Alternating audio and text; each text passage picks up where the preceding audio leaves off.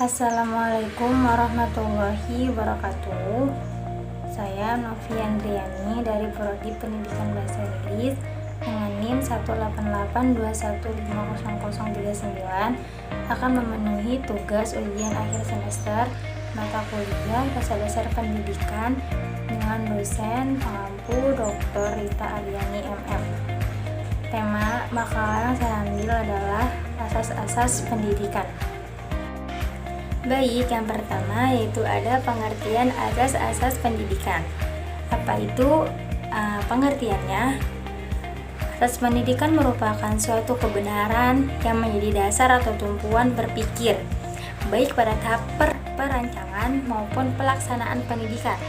Khusus di Indonesia, terdapat beberapa asas pendidikan yang memberikan arah dalam merancang dan melaksanakan pendidikan.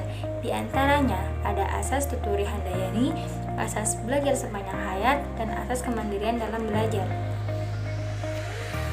Kemudian, ada pun macam-macam asas-asas pendidikan. Ada 3. Yang pertama, asas Tuturi Handayani. Yang kedua, asas belajar sepanjang hayat. Yang ketiga, asas kemandirian dalam belajar.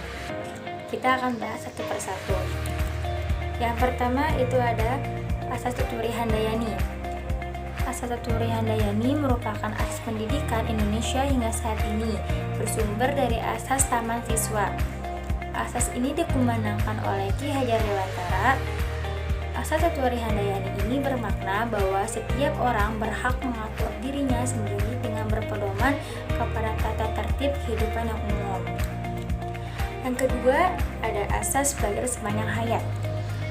Asas belajar sepanjang hayat merupakan sudut pandang dari sisi lain terhadap pendidikan seumur hidup. Dalam mata pendidikan seumur hidup, proses belajar mengajar di sekolah sebaiknya mengembangkan sekurang-kurangnya 2 misi, yakni pembelajaran peserta didik dengan efisien, efektif, dan serentak dengan itu meningkatkan kemauan dan kemampuan belajar mandiri sebagai basis dari belajar sepanjang hayat. Yang ketiga, ada asas kemandirian dalam belajar. Dalam kegiatan belajar mengajar, sedini mungkin dikembangkan kemandirian dalam belajar itu dengan menghindari campur tangan guru. Namun guru selalu siap untuk ulur tangan bila diperlukan. Perwujudan asas kemandirian dalam belajar akan menempatkan guru dalam peran utama sebagai fasilitator dan motivator.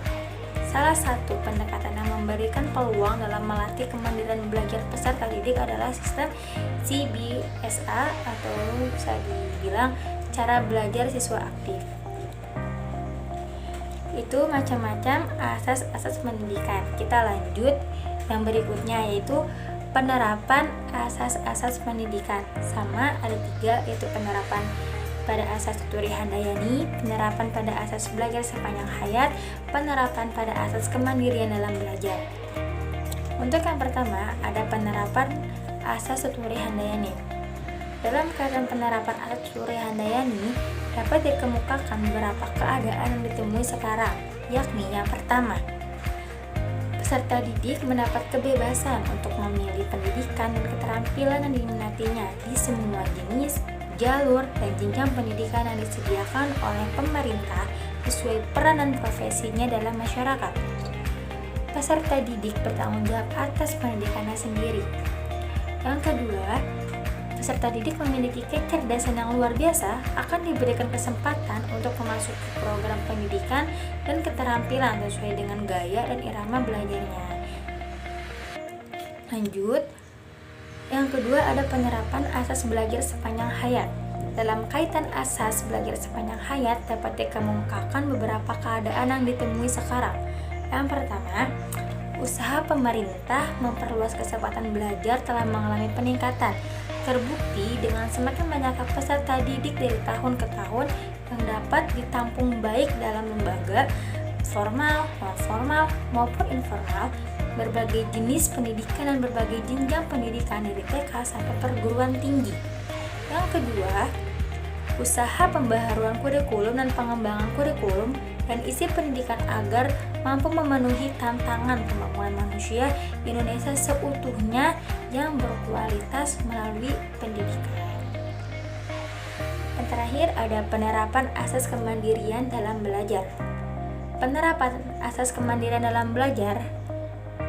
Dari beberapa contoh penerapan asas-asas sebelumnya dapat dilihat bahwa semua penerapan yang dilakukan merujuk kepada kemandirian belajar, bahwa setiap peserta didik diberi kebebasan dalam memilih pendidikan dan keterampilannya secara mandiri sesuai dengan apa yang ia minati. Baik, dan yang terakhir adalah kesimpulan. Kesimpulannya adalah asas pendidikan merupakan suatu kebenaran yang menjadi dasar atau tumpuan berpikir baik pada tahap perencanaan maupun pelaksanaan pendidikan dan menjadi suatu sandaran pendidikan untuk terus maju dan berkembang. Asas pendidikan ada 3, yaitu Tuturi Handayani, belajar sepanjang hayat, dan kemandirian dalam belajar.